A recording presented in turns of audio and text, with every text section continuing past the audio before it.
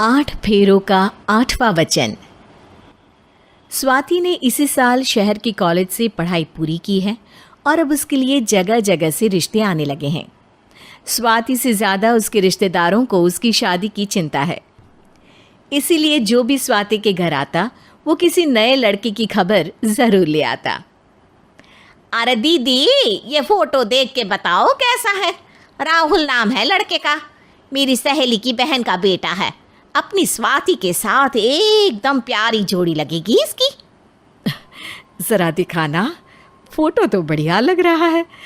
कोई गलत आदत वादत तो नहीं है ना इसे? और कमाता कितना है?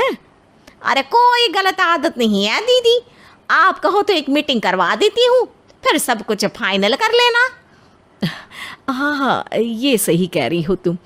संडे को स्वाति के पापा भी घर पे ही रहेंगे। बुआ फिर वहाँ से चली जाती है और रात को स्वाति की माँ उससे कहती है, स्वाति बेटा, आज कमला बुआ ने एक लड़के की फ़ोटो दिखाई है।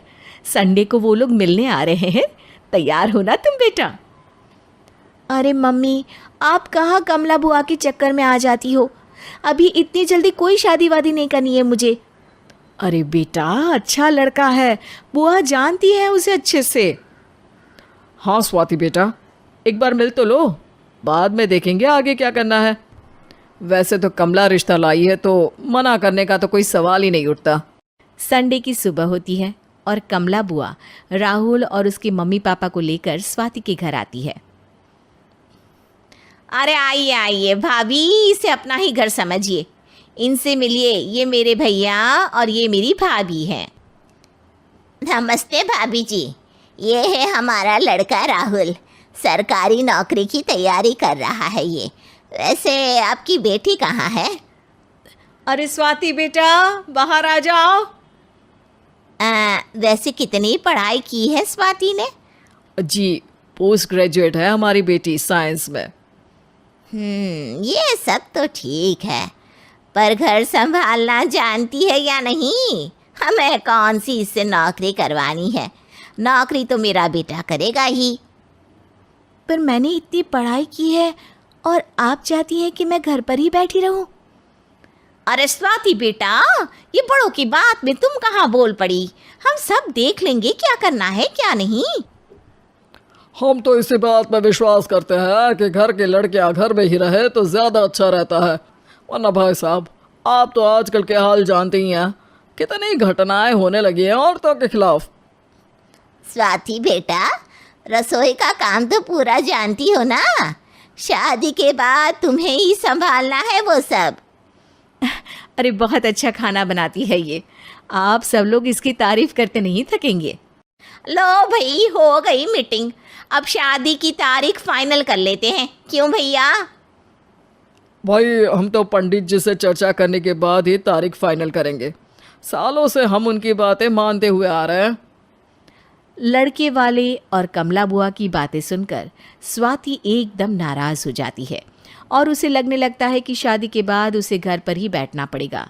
लेकिन घर वालों के आगे उसकी एक नहीं चलती और उसे शादी के लिए हाँ कहना पड़ता है। शादी का दिन आ जाता है और सब मंडप में जमा होते हैं।